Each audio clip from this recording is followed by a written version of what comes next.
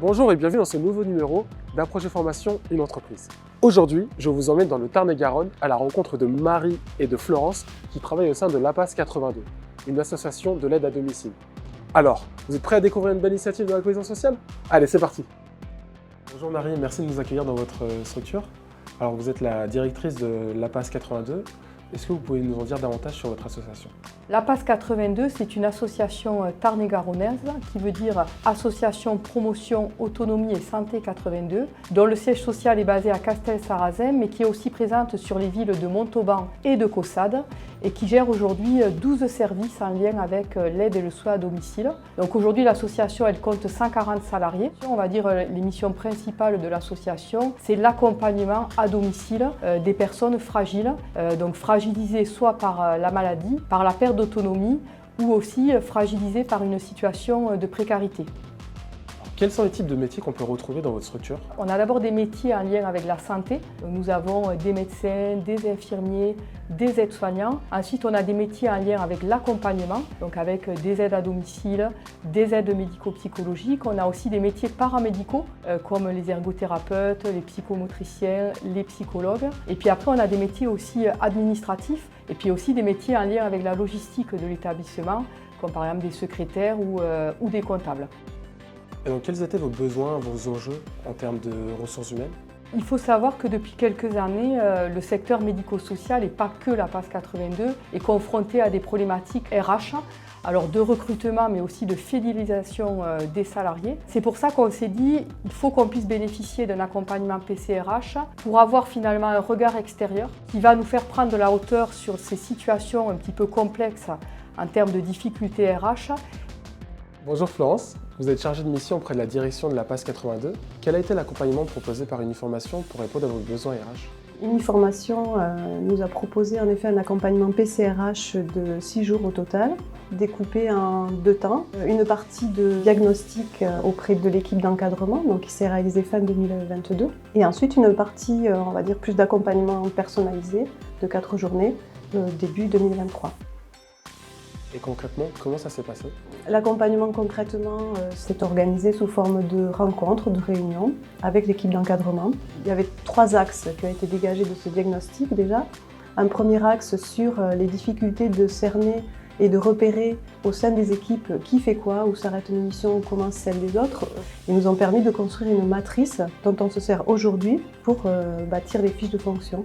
Nous avons ensuite travaillé sur la problématique du recrutement.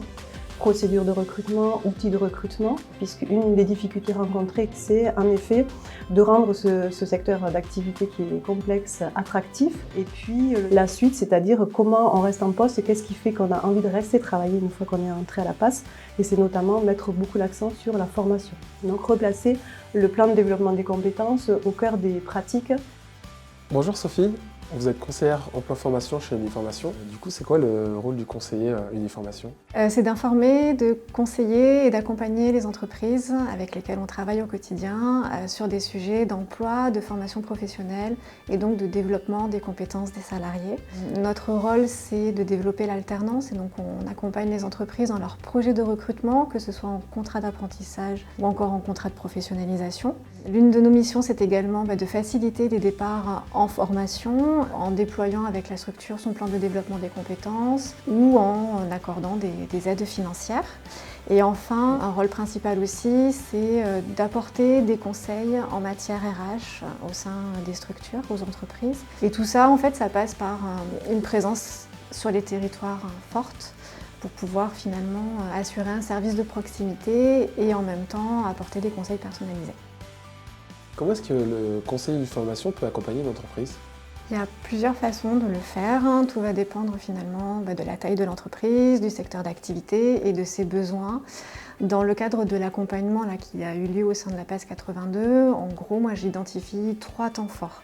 Un premier temps qui se situe finalement avant la mobilisation de la prestation de conseil RH, où l'idée c'est effectivement que dans le cadre d'un rendez-vous individuel avec la directrice Marie Lérac, on a pu effectivement identifier les besoins en ressources humaines et puis vérifier également que la prestation de conseil RH soit le bon dispositif à mobiliser pour accompagner au mieux de la structure. Il y a un deuxième temps qui est plutôt pendant la prestation. Et il y a des temps qui sont vraiment dédiés, d'échanges, c'est ce qu'on appelle des restitutions, qui permettent en fait de montrer le travail qui a été réalisé par l'entreprise et le cabinet RH, de comprendre un petit peu quels sont les outils qui ont été travaillés, qu'est-ce qu'il reste à faire. Et c'est l'occasion du coup pour le conseiller de se projeter sur comment on va pouvoir accompagner l'entreprise par la suite. Et ensuite un troisième temps qui est l'après-prestation de conseil RH.